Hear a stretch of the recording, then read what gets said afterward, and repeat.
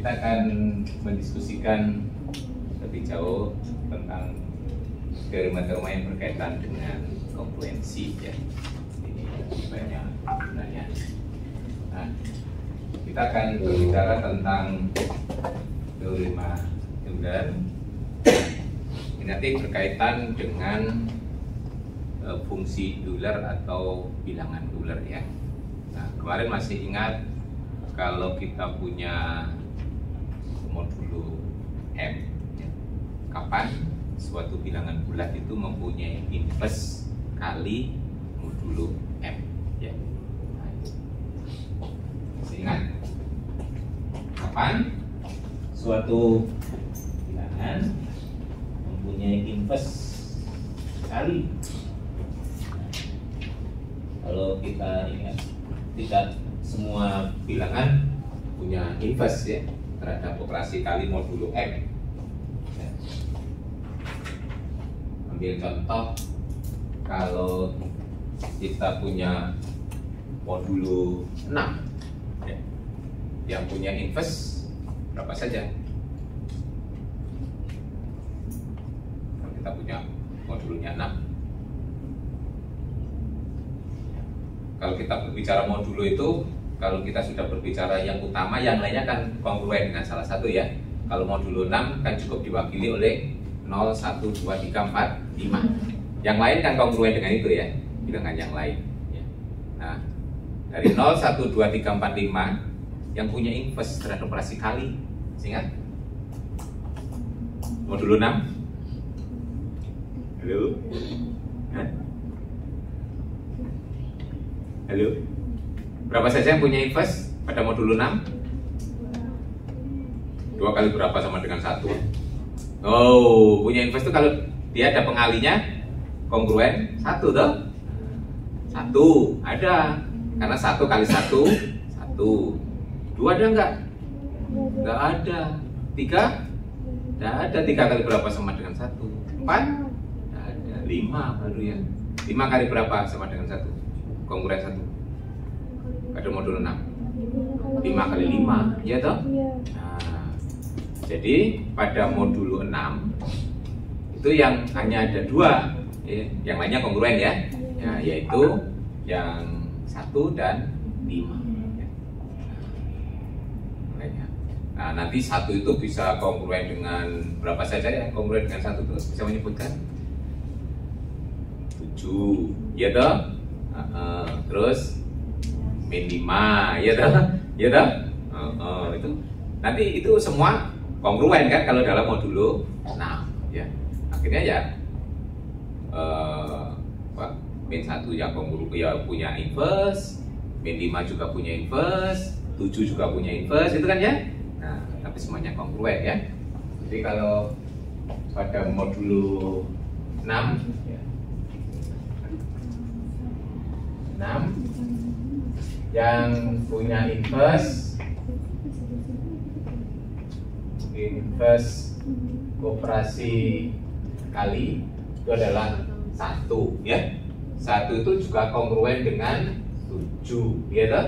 Juga kongruen dengan berapa lagi? 13. Kongruen dengan min 5 ya toh? Nah, dan seterusnya. Nah, ini terusnya ya. Ini macam modulo 6. Yang lain berapa? 5, betul ya? Karena 5 kali 5 itu 1. 5 itu juga kongruen dengan berapa lagi? 12 ya toh? Betul? Betul? 11 ya toh? Kongruen dengan juga 17. Kongruen juga dengan min 1, betul? Kongruen. Nah, ini jadi hanya ini. Nah, kalau pada modulo 7 ada berapa banyak? 1, 2, 3, 4, 5, 6 betul? Semuanya punya inverse lain betul?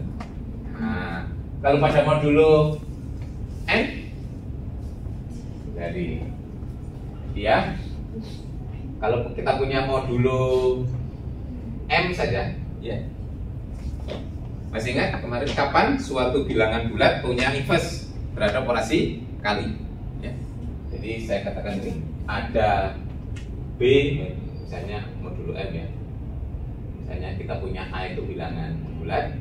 Nah, ada B bulat sehingga AB kongruen dengan satu mod M. Itu jika syaratnya apa? B itu berarti inverse dari A kan ya?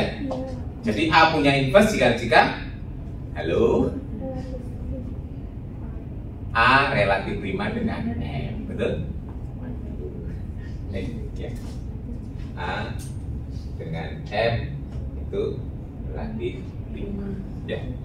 Nah, itu kalau saya kumpulkan, jadi kalau pada modulo 6 ini saya kumpulkan, ini berarti 1, nah itu ya.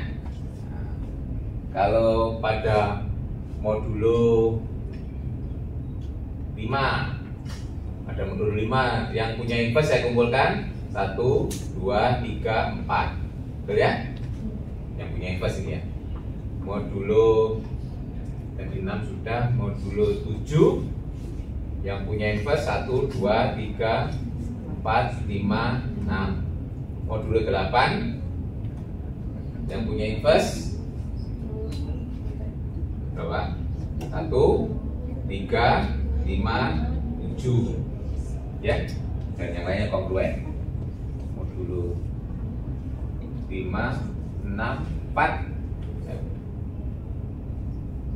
yang punya inverse dengan memperhatikan itu 1, 3 itu ya. Saya turunkan semuanya biar lengkap. Modulo 3, 1, 2 ya. Ya modulo 1 itu sebenarnya tidak ada. Ya kembali lagi. Tapi nanti untuk mendefinisikan fungsi Euler ya itu kita mulai 1 ya. Jadi kalau N itu bilangan asli, Pn nah, bilangan Euler itu adalah banyaknya ya. Banyaknya bilangan asli yang tidak lebih dari N yang relatif prima dengan N, itulah fungsi Euler ya. Paham ya?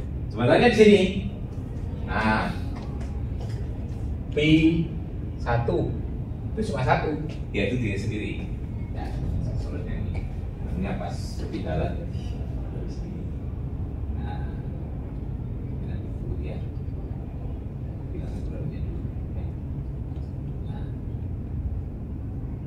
Itu bulan. Nah, jadi di sini kalau pada modulo 2 itu yang relatif prima dengan ya cuma 1 aja kan. Kalau pada modulo 2 itu kan cuma 1 saja, ya toh?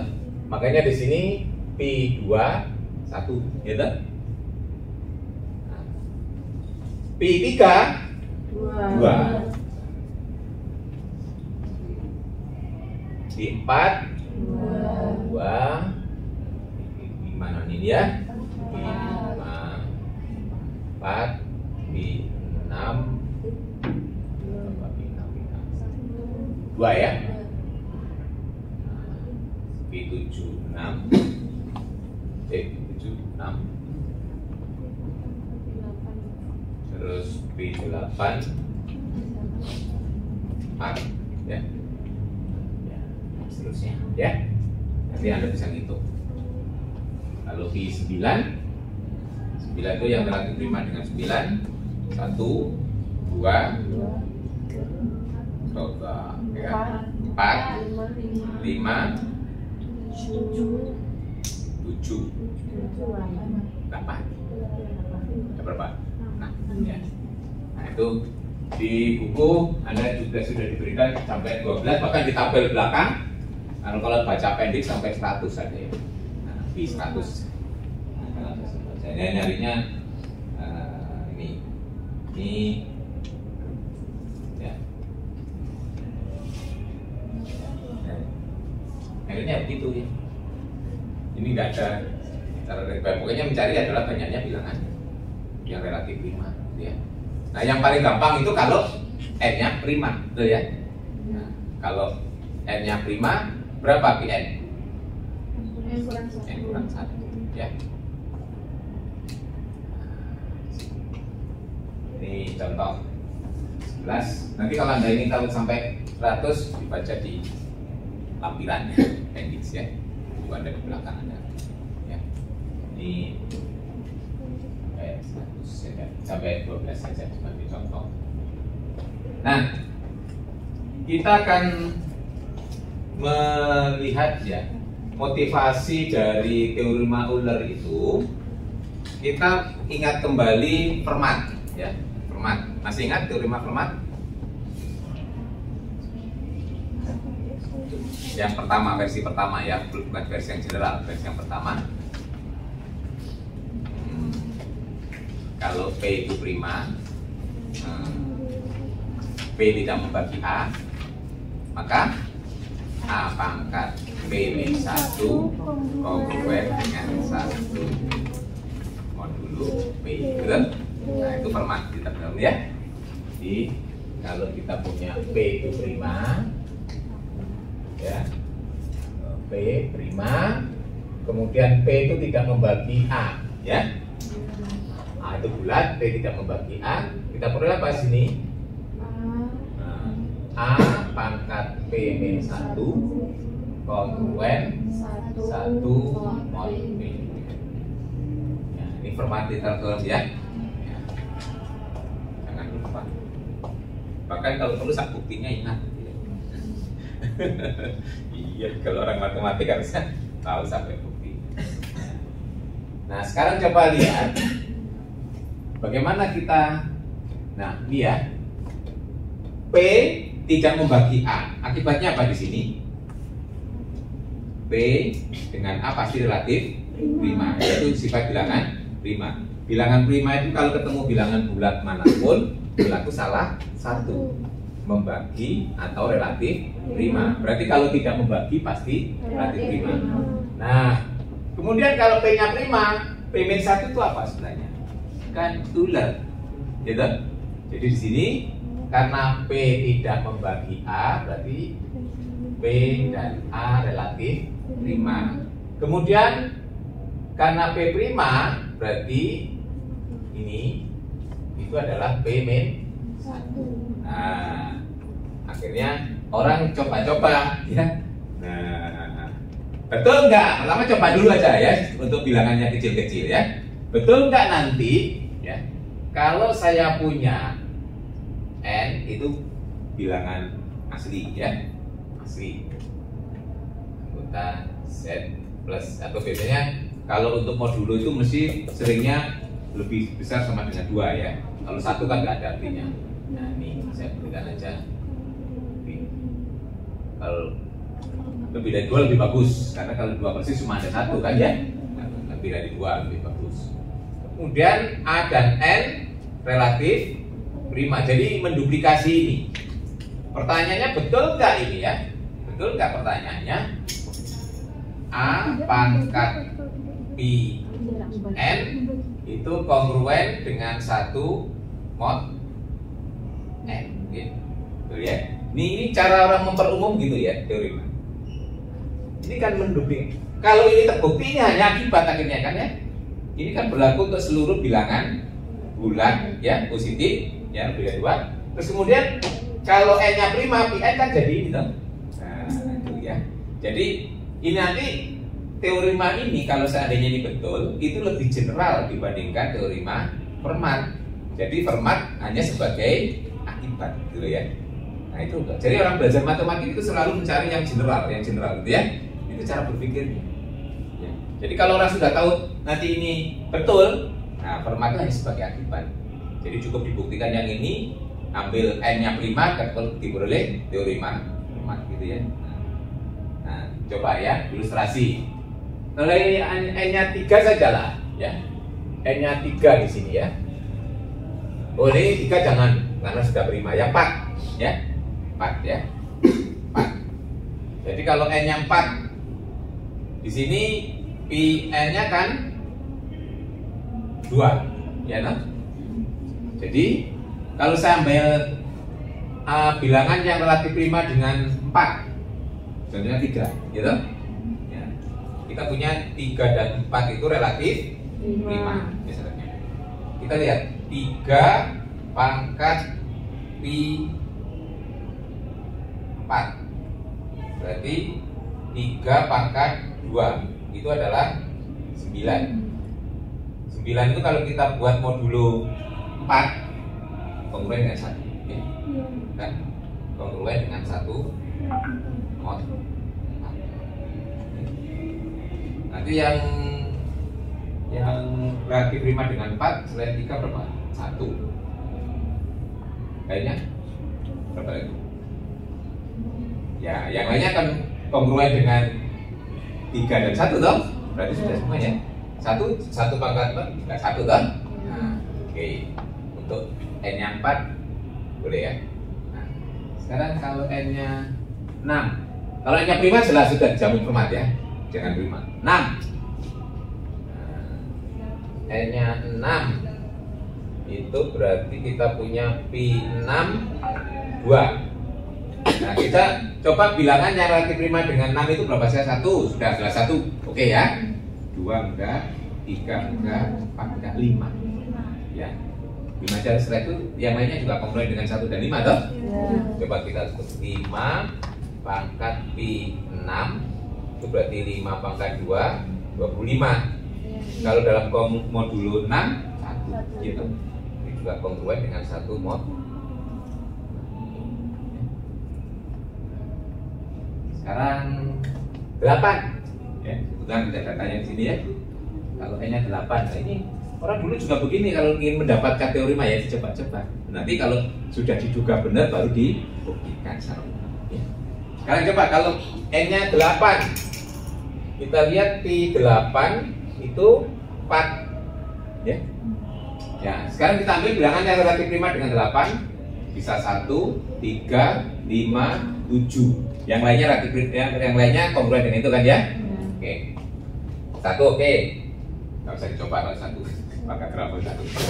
3 ya. 3 pangkat pi 8 berarti 3 pangkat 4. Berapa? 81 ya? 81. Nah itu kan kongruen dengan 1 mod 3, 5 ya. 5 pangkat pi 8 berarti 5 pangkat 4. Coba 5, 25, 125, 625. Betul ya? Ini 625. Kalau pada modulo 8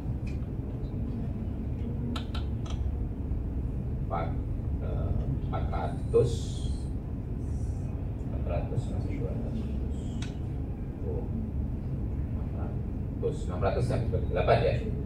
600 habis bagi 8 kan ya. 625 24 1 ya. Ya. 1 juga 1 mod 4 7. Nah, kalau 7 saya ubah saja jadi dalam langsung kongruen min 1 aja ya. Lebih enak hitungnya.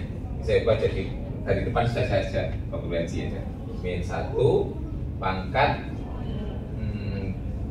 4 ya. Nah, coba kongruen dengan 1. Betul ya? Ya. Nah, sampai baju. Jadi ini nanti kalau Anda teruskan semakin kuat duganya, gitu ya. Nah, nanti Anda boleh coba yang 9, 10 itu kan nggak prima ya, 12 gitu ya. Nah, coba ya. Nah, jadi ini nanti motivasinya adalah dari Fermat ya. Jadi kalau saya kembali tadi saya sorot sebenarnya ya. Nah ini ya. Ini kan kita punya teorema Fermat tadi ya, saya sebutkan itu. Jadi kita akan memperhatikan. Jadi kalau n-nya prima, berarti kita punya n-1 yang relatif prima, betul ya? Nah, berarti, nah ini nanti akan kita rumuskan sebagai teorema ya. Akan tetapi kita perlu alat dulu sebelum. Nah, bilangan-bilangan yang seperti ini, masih ingat ada yang disebut dengan residu lengkap? Residu lengkap ya. Nah, itu adalah kalau pada modulo n sebanyak n bilangan, betul ya? Sebanyak n bilangan yang saling relatif prima. Tidak ada yang kongruen, toh? Tidak yang kongruen. Syaratnya tidak ada enggak relatif prima sih. Tidak apa? Tidak ada yang saling kongruen. Kalau pada modulo n ya, kita punya n bilangan yang tidak saling kongruen. Itu kalau kita kumpulkan dalam satu himpunan, itu yang disebut dengan residu lengkap. Contohnya yang paling gampang ambil residu lengkap itu ya 0 sampai n-1, itu yang basic ya. Nanti boleh diganti yang lainnya ya. Jadi itu dengan residu lengkap ya. Residu lengkap. Jadi himpunan n bilangan yang tidak saling relatif, tidak saling kongruen. Jadi nggak ada yang kongruen gitu ya. Nah, kita punya. Jadi residu lengkap ini yang paling gampang kalau kita punya modulo n ya 0 sampai n-1 gitu ya. Salah satu yang paling gampang. Ya. Nanti itu akan kita pakai alatnya. Nah, kita ingat residu lengkap modulo n, yaitu himpunan n bilangan yang tidak saling kongruen ya. Itu definisinya. Yang paling basic adalah ini. Nah, ini ya. Nah, tapi ini boleh dikata-ganti ya. Misalnya apa saja? Anda mengganti boleh, misalkan saya ganti main ini ya. Ini kan bisa diganti dengan main 1, kemudian solid juga boleh 1, 2, 3, 2 sampai n-2. Nah, ini juga contoh ya, ya. Nanti lompat-lompat juga boleh ya. Yang penting di situ tidak ada yang saling kongruen ya. Nah, sekarang kalau ini hanya kita kumpulkan yang punya inverse, nah itu namanya residu reduksi ya. Residu tereduksi, makanya saya bingung. Residu tereduksi gitu ya. Jadi kita buang yang tidak punya inverse. Nah, itu tereduksi gitu ya. Hanya kita kumpulkan yang punya inverse. Contohnya ini tadi yang dihitung ini adalah residu tereduksi yang paling sederhana ya. Nah, nanti kita ganti yang lain juga boleh gitu ya. Yang penting kita punya sebanyak Pn ya. Jadi residu tereduksi itu adalah himpunan sebanyak Pn gitu. Karena yang punya inverse itu kan sebanyak Pn toh ya. Nah, jadi himpunan bilangan bulat sebanyak Pn ya, yang tidak saling kongruen ya. Nah, dan dia harus relatif prima dengan n, betul ya. Nah, karena dia punya inverse harus relatif prima dengan n ya. Jadi itu definisinya. Coba lihat ya. Suatu sistem residu tereduksi modulo n itu sebenarnya gampangannya adalah dari residu lengkap, terus kita hilangkan yang tidak punya inverse, gitu ya. Nah, jadi begitu kita punya residu lengkap, yang tidak punya inverse kita keluarkan. Jadi kita sisakan yang punya inverse saja. Nah, yang punya inverse itu sebanyak berapa? Ya sebanyak Pn kan? Nah, sebanyak Pn. Nah, sebanyak Pn itu adalah bilangan yang relatif prima dengan n, betul ya? Nah, itu ya. Jadi makanya definisinya adalah himpunan yang beranggotakan sebanyak Pn, ya, sebanyak Pn beranggotakan Pn bilangan bulat, berarti Pn bilangan bulat itu sebanyak Pn ya. Nah, yang masing-masing bilangan itu relatif prima dengan n karena itu punya inverse, dan tidak ada dua bilangan berbeda yang kongruen, gitu ya. Nah, contohnya ini, misalnya pada modulo 4 ini, ya, ini disebut itu residu tereduksi atau residu direduksi boleh, tereduksi atau direduksi, sengaja direduksi boleh. Nah, tapi ini nanti juga boleh digantikan ya. Pada modulo 4 ini bisa diganti dengan min 3 ya. Ini bisa diganti dengan min 1. Berarti boleh kita min 1, min 3 ini juga sama. Juga ya kan? Residu tereduksi ya kan? Pada modulo 3 boleh ya. Pada modulo ini ya, kita tuliskan ini saja juga boleh, min 1 1 gitu juga sama ya toh ya. Sebanyak, pokoknya banyaknya adalah Pn, kemudian masing-masing relatif prima dengan n, dan kalau bilangan berbeda tidak kongruen ya. Caranya.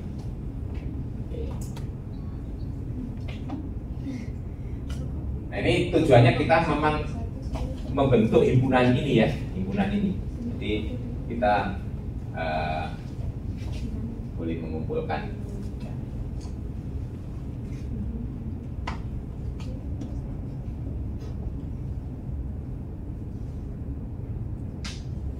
Nah, ini sebenarnya nanti buktinya meniru dengan format ya, cuma ya. Nah, format dulu kan dari residu yang itu apa? Jadi sebenarnya kan dibuang nolnya itu kan sebenarnya reduksi ya kalau pada prima kan ya. Ya. Terus kemudian dikalikan dengan A, ya toh? A itu kan relatif prima dengan P dulu ya. A itu P tidak bagi A dikalikan, gitu. Berarti kan sebanyak P-1 ya toh? Berarti kalau dikalikan kan A-nya pangkat P-1, terus baru dikalikan dengan 1, 2 sampai P-1 ya toh?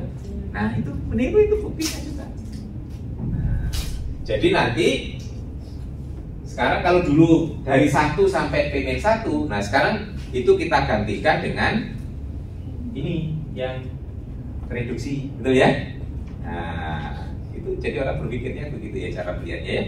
Jadi sebenarnya 1 sampai P-1 itu juga residu yang tereduksi, khusus untuk P-nya prima. Nah, tuh ya. Nah, jadi saya beri ilustrasi ya.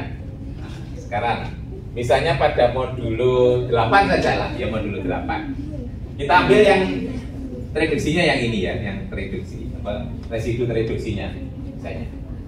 1, 2, 1, 3 pada modulo 8 ya, 1, 3, 5, 7. Kemudian saya punya bilangan yang relatif prima dengan 8. Jadi misalnya saya ambil 3 ya toh? Nah, 3 itu relatif prima dengan 8. Nah, ada 1 ya. Nah, kalau masing-masing ini kita kalikan 3 ya. Nah, dulu kan pada format kan juga masing-masing dikalikan dengan A toh? Nah, ini A-nya 3 coba. Ini kan menjadi 1 kali 3. 3 harus depannya. 3 kali 1, 3 kali 3, 3 kali 5, 3 kali 7. Nah, ini kalau bilangan ini semuanya dikalikan ya. Kalau saya kalikan sekarang saya kurung. Nah, ini kan menjadi 3 pangkat 4 ya toh? Terus di sini 1, 2, 3, 1, 3, 5, gitu kan ya? Ya. Nanti kalau ini juga tetap relatif prima masing-masing dengan 8, gitu. Berarti kan perkaliannya itu pada modulo kan tetap sama kan? Pada modulo tetap kongruen. Nah, mari kita pakai pada, atau nanti bisa digunakan hukum pencoretan. Kenapa? Karena ini masing-masing adalah relatif prima ya. Kalau kita lihat ya.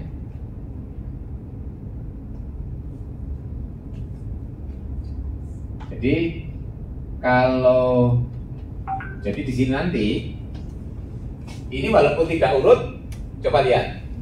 Ini akan kongruen dengan 3. Ini kongruen dengan nomor berapa ini? 1, betul ya?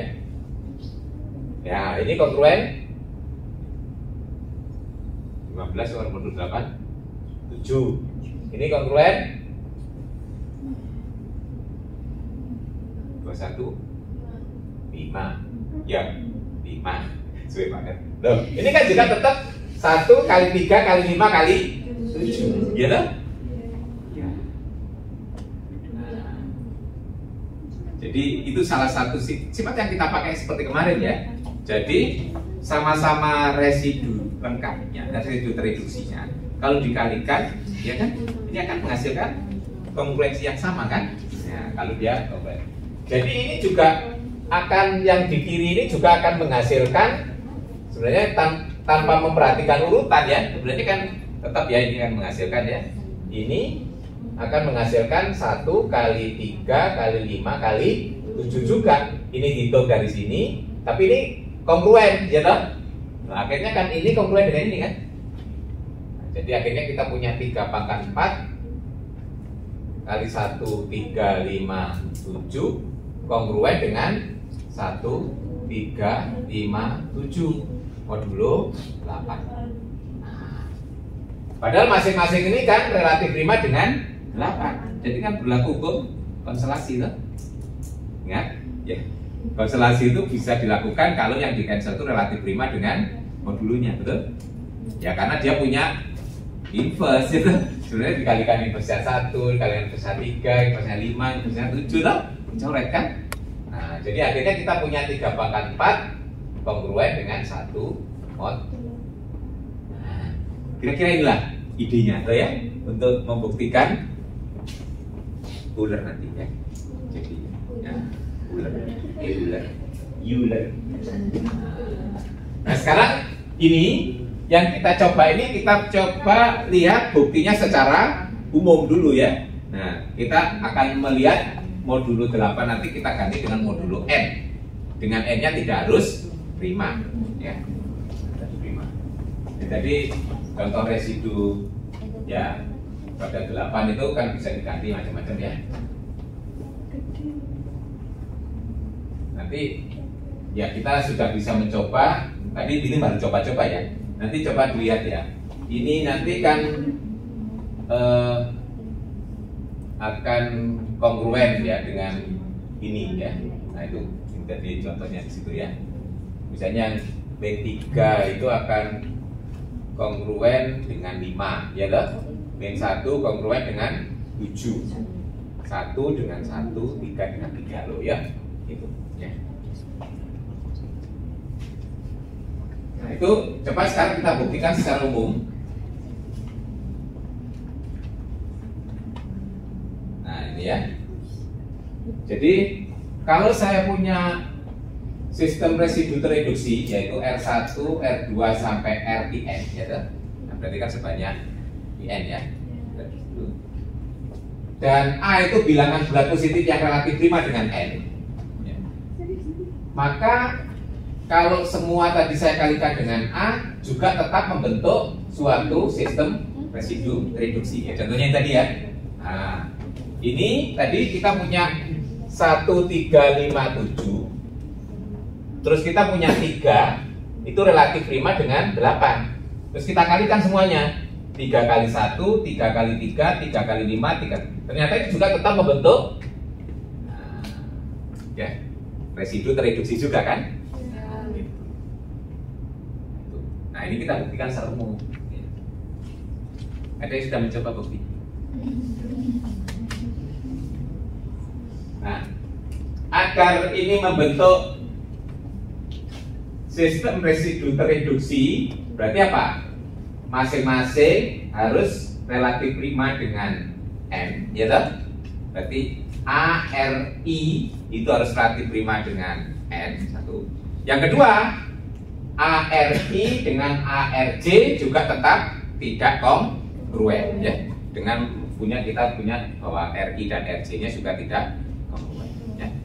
untuk I dan J berbeda, gitu ya. Berarti untuk membuktikan bahwa ini adalah suatu sistem residu tereduksi ada dua syarat, ya. Syarat pertama, masing-masing harus relatif prima dengan N. Yang kedua, kalau kita punya dua bilangan yang berbeda, jadi kita yang cari indeksnya aja beda ya. Kalau I dan J berbeda, maka ARI tidak boleh kongruen dengan ARC. Atau kalau kongruen berarti indeksnya harus sama saja yang buktikannya. Kalau indeksnya beda, tidak kongruen, berarti kalau kongruen indeksnya harus sama. Itu kan kontraposisi kan ya, buktikan. Oke. Syarat pertama, apakah ARI itu relatif prima dengan N? Ya. Jadi klaim yang pertama akan dibuktikan bahwa ARI dengan M itu relatif prima, ya. Untuk semua I, untuk I mulai 1, 2 sampai N, gitu ya.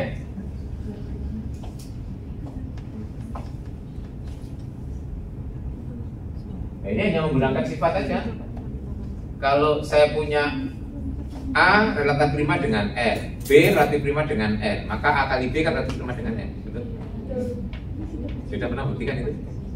Iya, sudah ya, tidak pakai nanti. Itu kan gampang buktinya.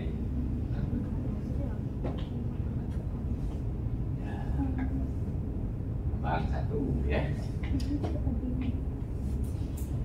Yaitu hanya menggunakan apa? Teorema Besut. Tapi yang berlaku khusus satu itu ya. Jadi A dan B relatif prima jika satu bisa dinyatakan sebagai kombinasi linear dari A dan B, gitu ya. Itu saya kira bisa. Jadi kalau A dan N relatif prima berarti A dan N, atau bisa juga gini, pakai sifat yang sudah kita buktikan punya inverse, ya toh? Pada operasi kali, itu kan jika dan jika toh. Jadi A itu relatif prima dengan N, berarti A punya inverse, ya. RI relatif prima dengan N, berarti RI punya inverse, berarti A kali RI kan juga punya inverse toh. Inverse-nya perkaliannya tadi kan? Iya. Paham ya? Bisa. Bukti yang kedua pakai itu aja bisa, ya. Kan. Nanti yang kedua, kita bisa membuktikan begini, ya. Kalau ARI kongruen dengan ARC, maka RI atau I sama dengan J, boleh. Ini pakai itu, ya. Atau bisa juga kalau I tidak sama dengan J, maka ARI tidak, ini program modul N ya, kongruen enggak ada modulnya, tidak kongruen dengan ARC mod. Nah, Anda bukan main mana yang suka ya, pakai yang atas atau yang bawah gitu ya, suka terserah satu-satu. Tapi syaratnya sudah punya yang ini, bahwa kalau RI dan RJ kongruen maka I sama dengan J, ya. Nah, tadi sudah hipotesisnya. Nah ini, kalau ini kita punya ARI kongruen dengan ARJ mod N.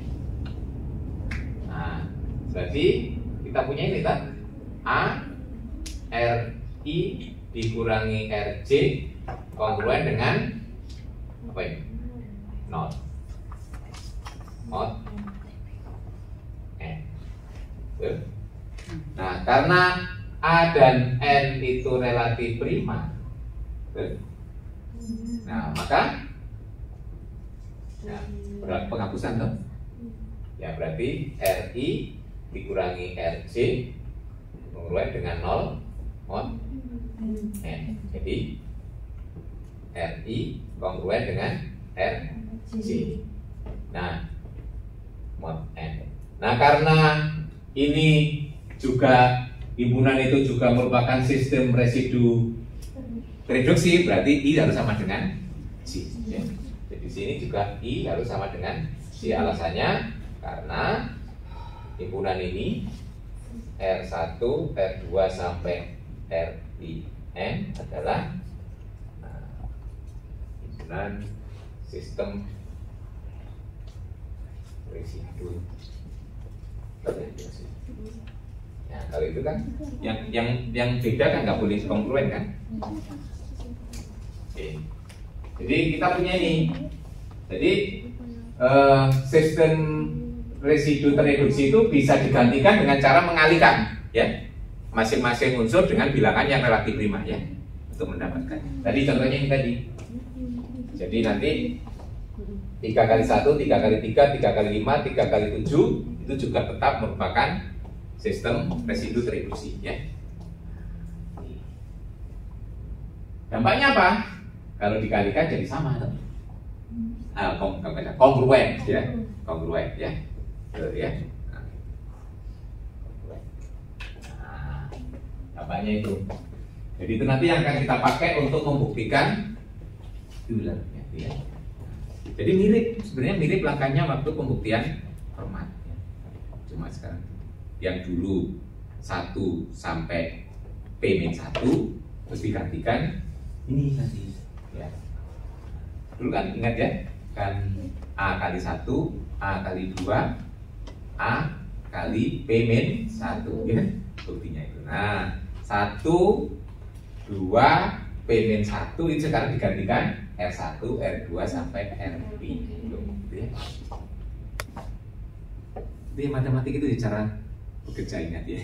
Nah, jadi memperumum suatu. Nanti bukti teorema Eulernya seperti itu. Ini ya, contoh ilustrasi tadi sudah saya kira, ya. Sudah gitu. Terus,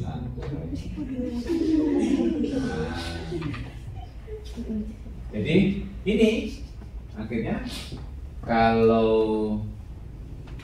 kita membuktikannya ya cuma tinggal mengalihkan aja, ya. Jadi yang karena hasil dikalikan A tadi juga tetap bentuk residu tereduksi. Jadi kalau dikalikan tetap kongruen dengan yang paku, ya, yang sama. Jadi kalau kita punya ini, misalkan, nah gitu ya, R1, R2 sampai RPN, ya, atau KM, ya, pakai M aja, ya, karena pakai M saya itu pakai M. Ini adalah sistem yang residu tereduksi, ya, ini ya, residu tereduksi. Nah, kalau saya punya A dan M itu relatif prima, ya toh, akibatnya apa? Jadi kita punya ini himpunan A R1, A R2, A RPN ini juga tetap residu tereduksi. Oh ya. Akibatnya kalau dikalikan, ya, ini AR1 dikalikan AR2 dikalikan sampai ARPN itu akan kongruen dengan R1, R2 sampai RPN modulo N, ya, tadi kadang bisa pakai M, pakai M terus saja. M, ini juga M. Dan biasanya modulo M, ya, M, modulo M, kadang M, kadang N, ya. Nah, padahal yang kiri ini kan A kali A sebanyak PM, toh? Berarti ini A pangkat PM dikalikan dengan R1, R2 sampai RPM akan kongruen dengan R1, R2, RPM modulo. Nah, ingat bahwa masing-masing R1 sampai RPM itu relatif prima dengan M, betul? Nah, berarti berlaku hukum konstelasi. Jadi dari sini A, P, M akan kongruen dengan 1 mod bukti teorema Euler.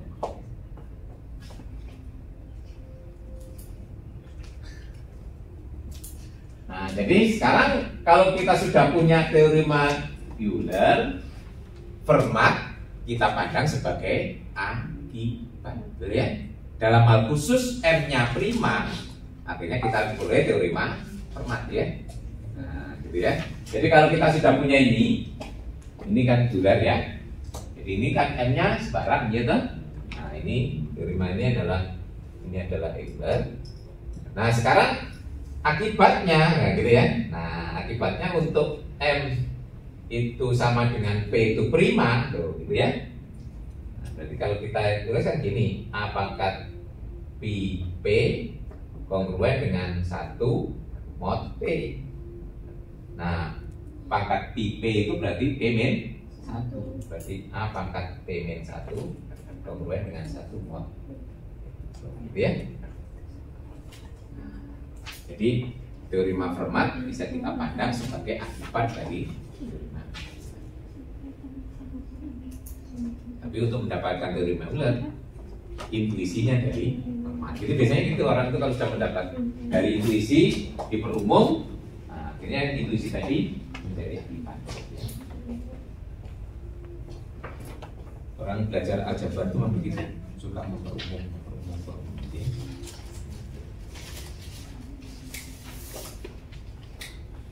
Oke, ada pertanyaan? Tuh soal kuis tadi, soal nomor pertama itu memakai ini, gitu ya. Pertama berapa? Anda disuruh mencari 3 pangkat 1000 satuannya apa gitu ya? 3 pangkat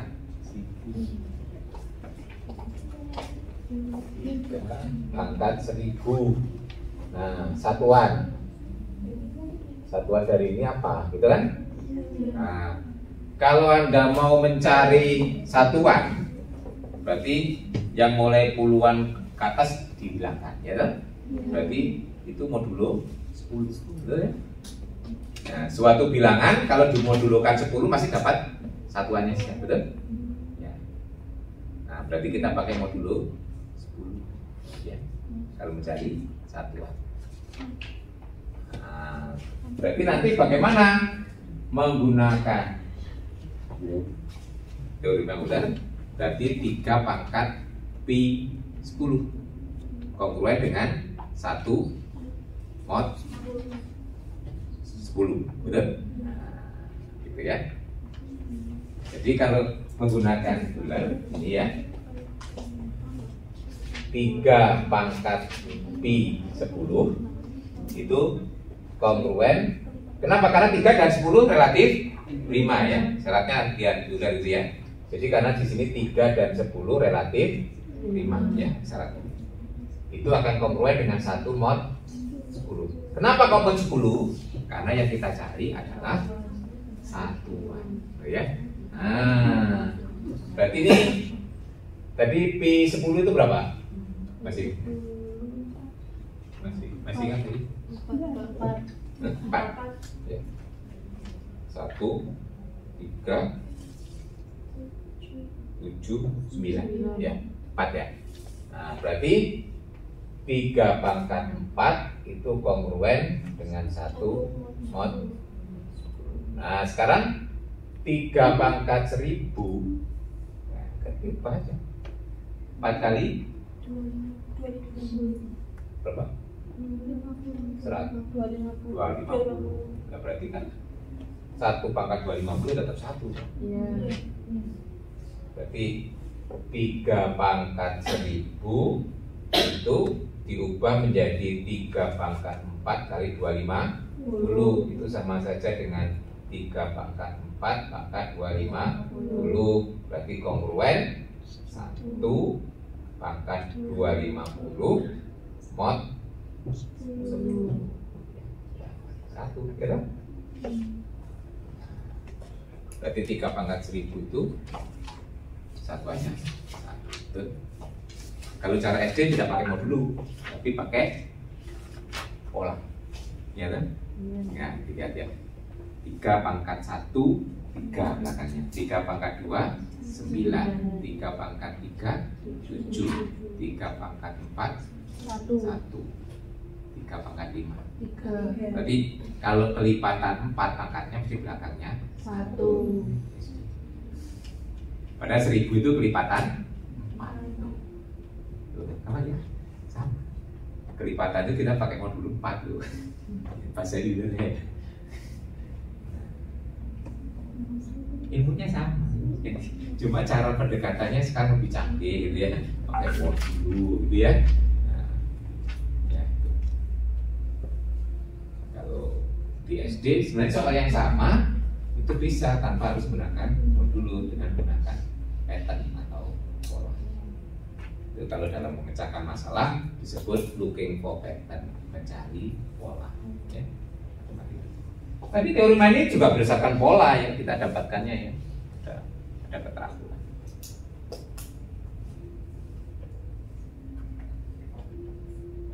Nanti kalau mencari 2 digit itu pakai modulo 100, pi, harus apa pi 100 itu apa? Dilihat di appendix itu ada ya. Kadang-kadang harus ngitung ya, pi 100 ada. Tapi kalau Anda menghitung banyaknya bilangan prima, banyaknya saja ya, tidak menghitung satu-satu, yang relatif prima dengan 100, bisa nggak hitung pakai strategi? Nggak hitung satu-satu gitu ya, 1, 3, terus 5 enggak, 7 gitu ya.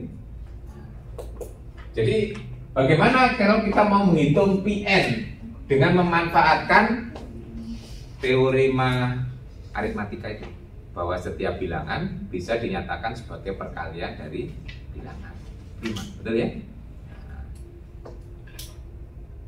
ingat, 2 bilangan itu relatif prima kalau tidak mempunyai faktor prima yang sama, betul? Ya. Karena kalau Anda mencari, kemarin ingat ya, cara mencari FPP kan kita cari faktor prima yang sama. Berarti kalau nggak ada yang sama sekali, berarti mesti 1. Nah itu. Berarti kalau bilangan yang mulai 1 sampai tidak lebih dari 100 ya, 1 sampai 100, yang relatif prima dengan 100, berarti harus bilangannya tidak mempunyai faktor prima yang sama dengan 100, betul? Iya. Bisa ngitung? Nah ini dimanfaatkan ilmunya kemarin ya. Jadi,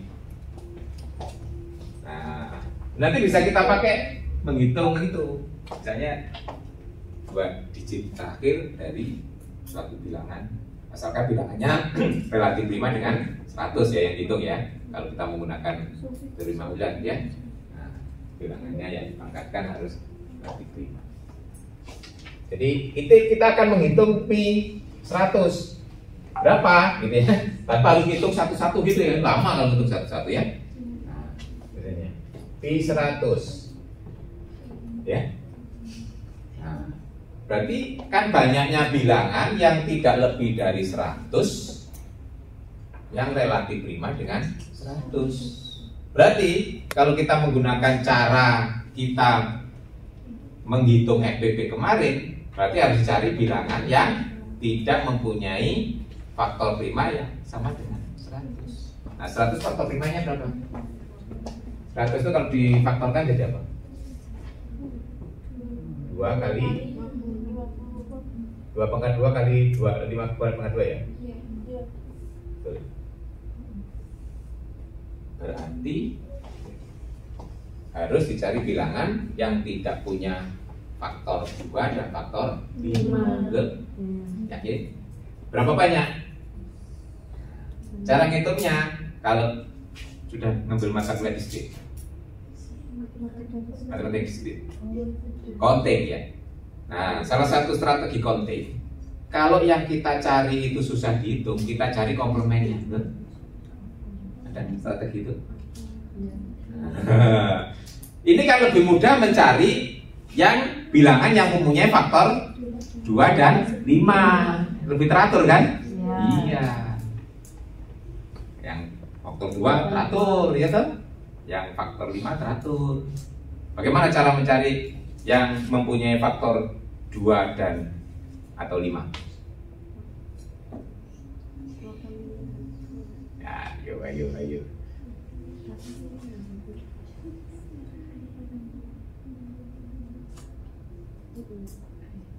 Ya.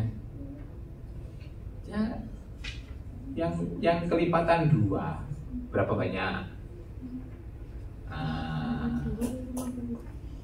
Kan 100 dibagi 2.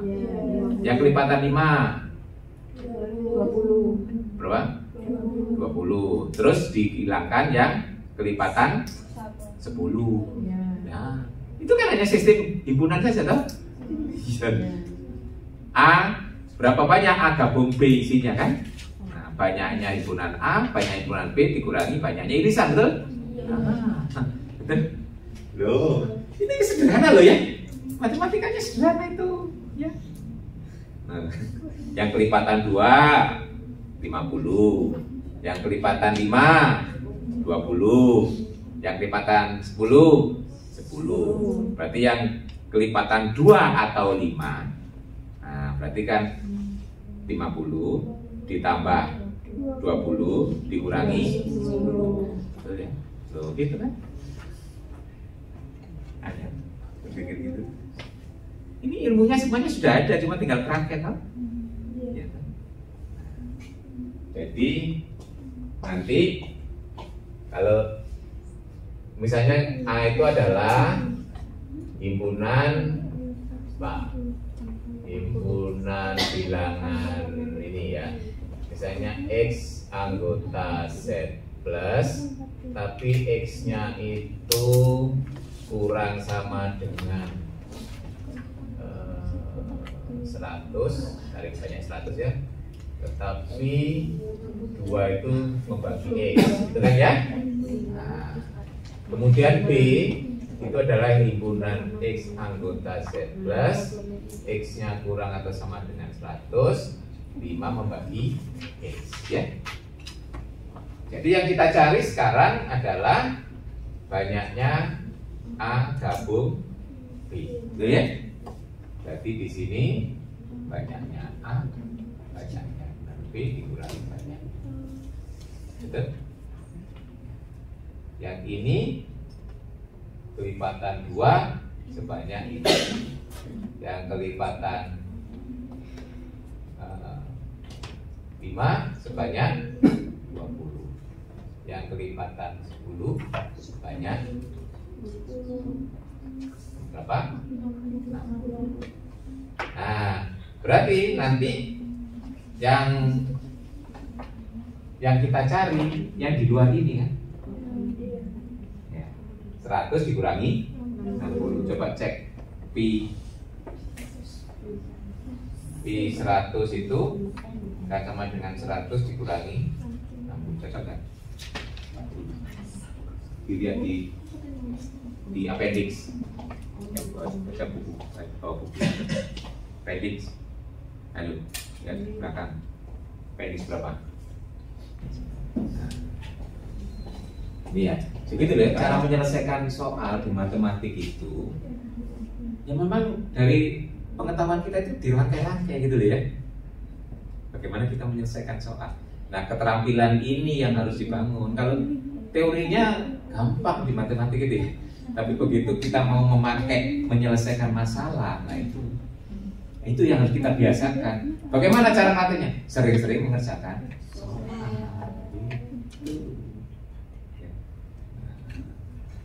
Kalau nggak pernah latihan, sama. Apapun kalau nggak pernah latihan, nggak pernah terakhir, nggak bisa nyampe. Jadi nanti kalau kita mau mencari 2 digit ya, nah berarti pakai modulo 100 ya kan? Tuh ya, tuh. Nah nanti kita bisa mencari bilangan yang relatif prima dengan 100 dipangkatkan ya apa gitu ya. Pakai contoh 7 itu relatif prima dengan 100 ya. Jadi Jadi 7 pangkat 40 ya. Kita punya 7 pangkat 40 itu pasti kongruen dengan 1 mod 100 gitu ya. Gitu ya. Nah, tinggal mengembangkan soalnya. Misalnya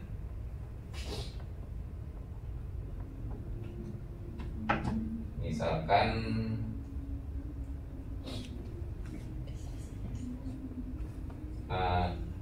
dua digit terakhir dari ya, 7 pangkat 4003 ya. Coba cari dua digit terakhir dari 7 pangkat 4002 aja, nggak apa-apa, 4003 juga nggak apa-apa, nggak masalah. Ini tengah-tengah 3 gitu ya, 4002 aja. Bisa ditebak? Itu ya.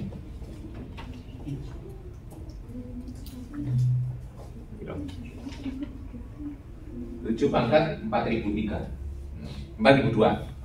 Oh, 4002. Dua digit terakhir ya. Nah, dua digit terakhir itu berarti pakai modulo 100 gitu kan. Nanti kalau pakai modulo pakai 3 digit dipakai modulo 1000, berarti Anda harus tahu pi 1000. Itu pi kayak gitu ya caranya ya, jangan dihitung 1 sampai 1000 dicoreki gitu ya.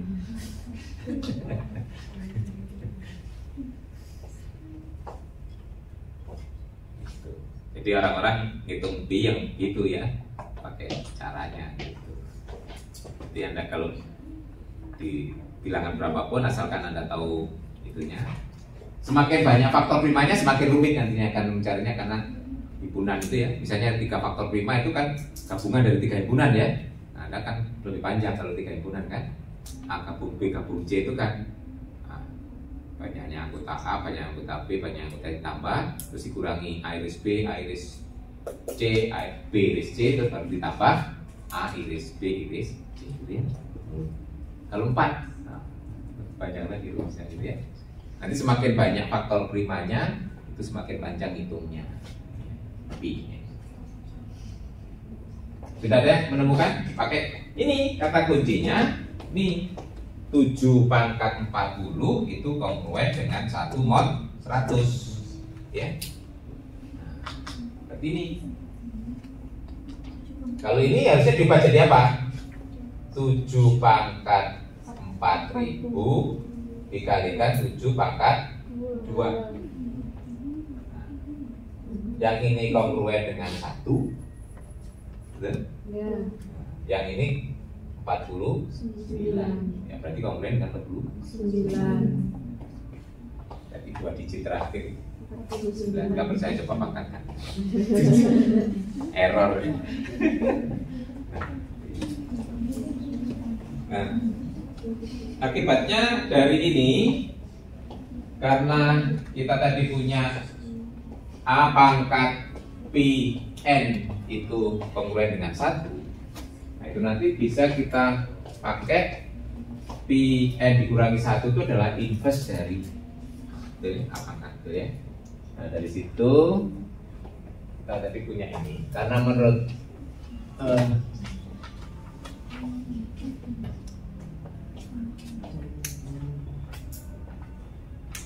kalau saya punya A dengan M itu relatif prima, kan kita punya ini A pangkat pi n itu kan kongruen dengan 1 mod n. Berarti kalau ini saya keluarkan A, berarti kan A pangkat pi n dikurangi 1 ya kan? Ini kongruen dengan 1 mod n. Dari sini kita baca apa? Berarti A pangkat pi n dikurangi 1 itu adalah inverse dari A ya. Nah, jadi sebagai contoh, kalau di modulo apa? Modulo 10 tadi pi 10 kan 4 ya. Pi 10 tadi 4 ya. Nah, sebagai contoh kalau kita punya di modulo 10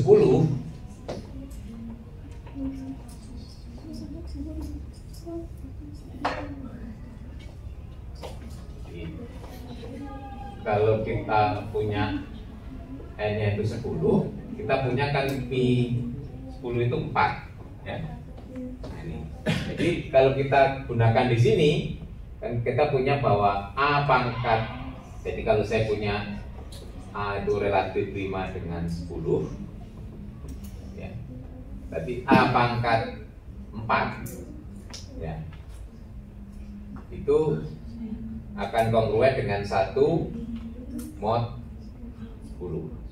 Berarti nanti A dikalikan A pangkat 3. Nah ini 3 ini yang disebut pi N dikurangi 1 ya, dan kongruen dengan 1. Nah, berarti kalau A itu relatif 5 dengan 10, inverse dari A itu apa? Ya A pangkat 3. Contohnya 3 ya, hanya 3. Nah, berarti A pangkat 3 berarti 3 pangkat 3 berapa? 27. Itu kan berarti kongruen dengan, nah, berarti kan berapa? 7 27 ya, mod 10 ya. Berarti inverse dari 3 itu adalah 7 gitu ya. Jadi inverse dari 3 adalah 3 pangkat 3, betul ya?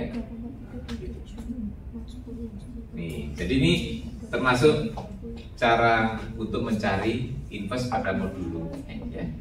Jadi kalau kita bekerja dengan modulo N, jadi nanti ini, jadi dari sini kita baca bahwa A inverse itu adalah kongruen dengan A pangkat pi N dikurangi 1 ya. Jadi kalau pada modulo 10, ya, kalau pada modulo 10, kalau ini begini ya, daripada modulo 10 ini mod 10, jadi A inverse itu akan kongruen dengan A pangkat 3 mod 10 ya. Misalkan A-nya relatif 5 ya, ada inverse itu kan relatif 5 ya. Contohnya sini kita mau mencari inverse dari 3. Berarti ya 3 pangkat 3. Yang relatif 5 dengan 10 lagi berapa? 7. Nah, inverse dari 7 ya 7 pangkat 3. Satu lagi yang 9 gitu. Nah, inverse dari 9 ya 9 pangkat 3 ya. Nah, jadi itu Anda nggak perlu nyobain satu-satu. Jadi contohnya inverse dari 9 itu adalah kongruen dengan 9 pangkat 3.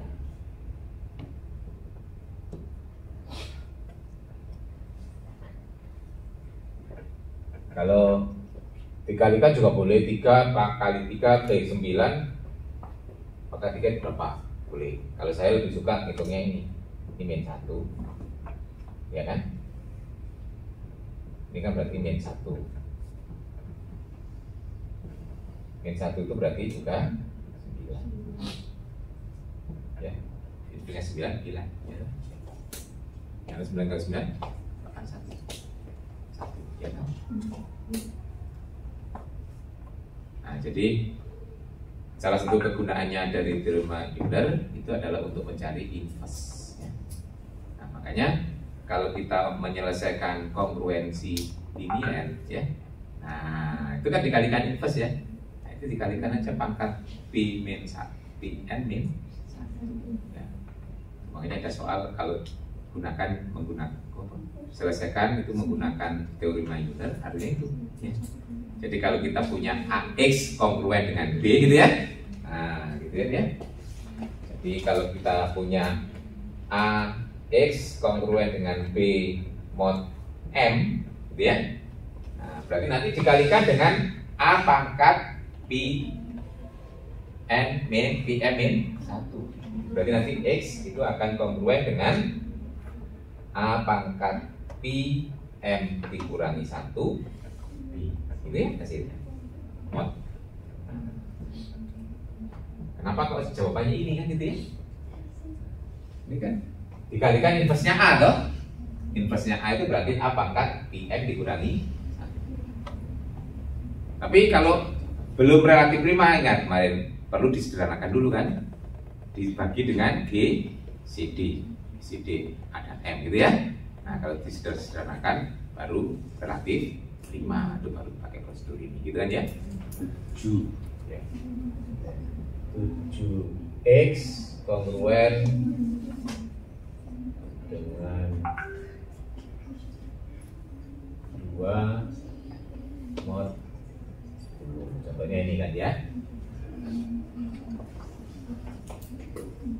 Ini nanti dikalikan, ini kan sebenarnya dikalikan inversnya 7 dalam modulus 10 ya.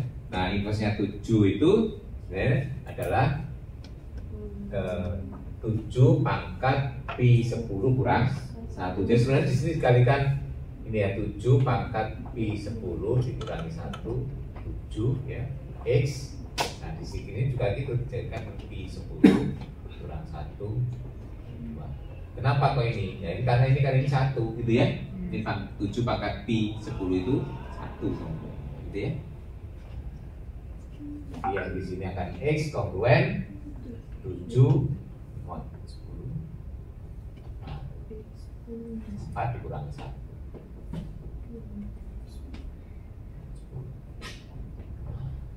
Oke, kongruen 7 pangkat 3 kalikan 2 mod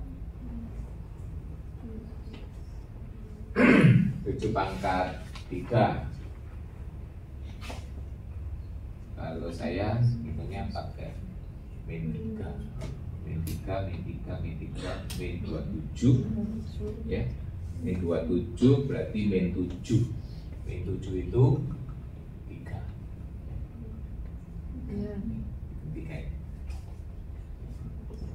3 kali 6.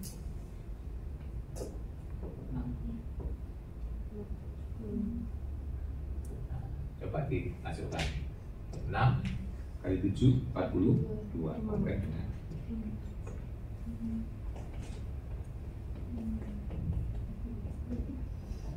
jadi ini tujuannya mempermudah mencari invers ya dengan menggunakan.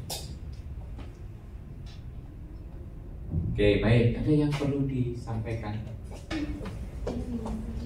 A, C berapa? 3, 2, 7, 60 tadi kalau difaktorkan jadi 2 pangkat 3, 3 pangkat 2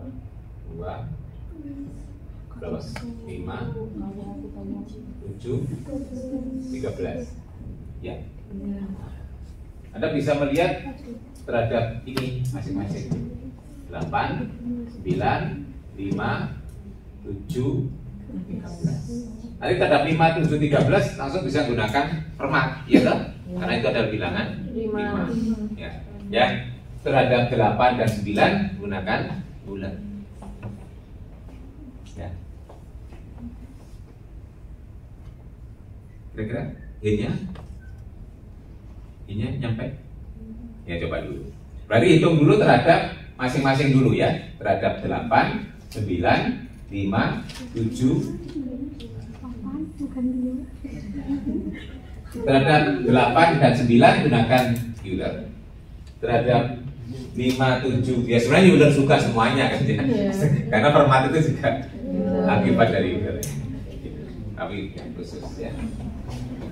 Kalau A-nya berarti karena A itu relatif prima dengan bilangan genap itu ya. Berarti A-nya harus in. Jadi kalau A itu ganjil, berarti kan A itu sama dengan 2K tambah 1. Kalau dikuadratkan, berarti 2K tambah 1 kuadrat itu 4K kuadrat 4K 1. Nah, ini saya tulis 4K terus K tambah 1, betul ya? Ini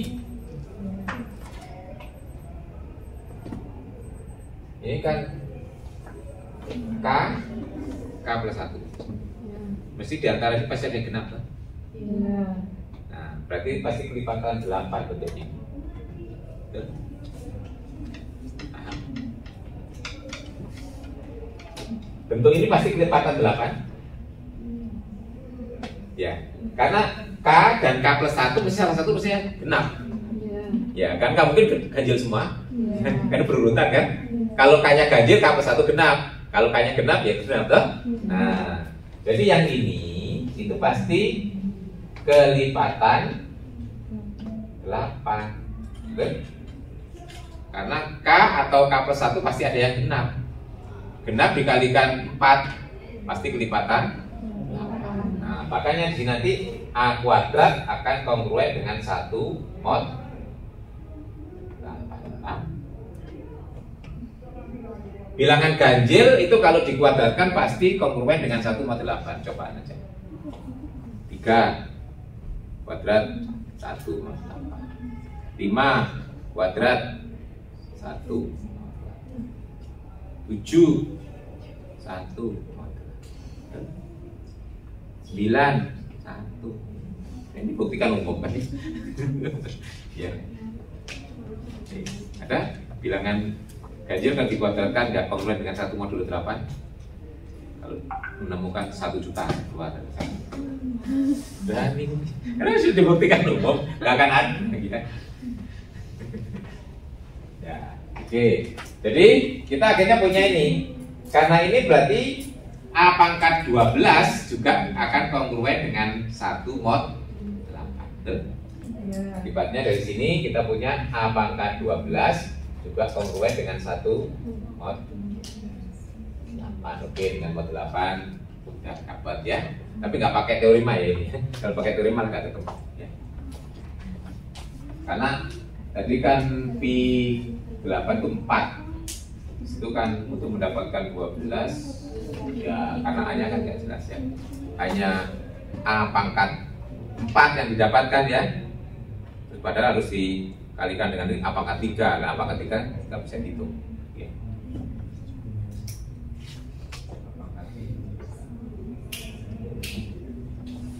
Oke, 1. Nah, sekarang kita hitung yang A pangkat 12 tapi pakai modulo 9.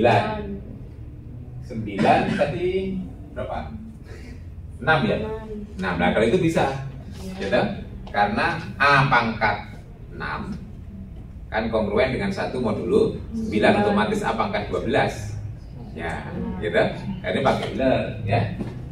Ya, berikutnya A pangkat pi 9 itu akan kongruen dengan 1 mod 9. Berarti A pangkat 6 kongruen dengan 1 mod 9. Berarti A pangkat 12 juga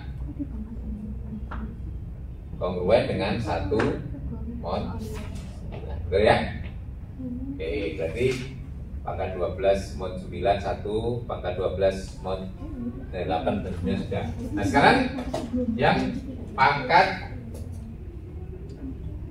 yang untuk mod 5 pangkat 4 ini juga bisa. Jadi yang ini juga bisa ya Pak Ilan. Sorry.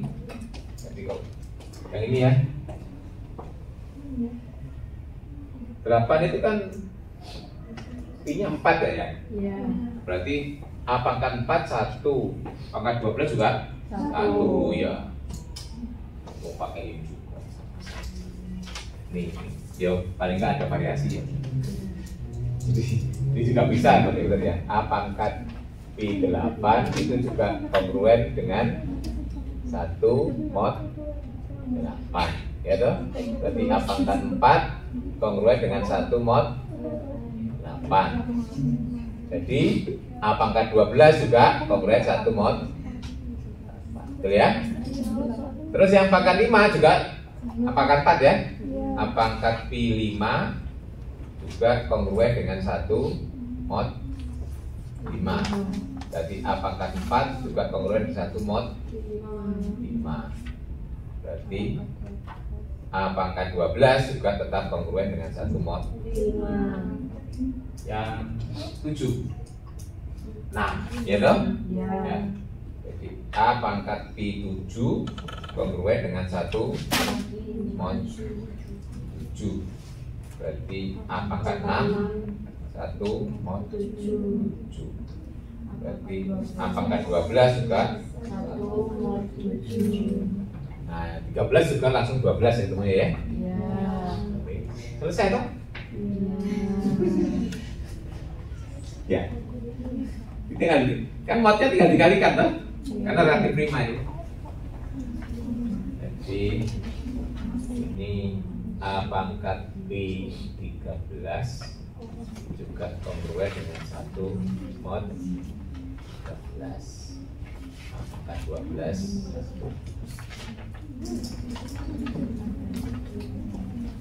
Jadi karena di situ ingat ya, kalau modulonya relatif prima, ya, nah itu modulo dikalikan kan nggak masalah ya, tetap asalkan nilainya sama.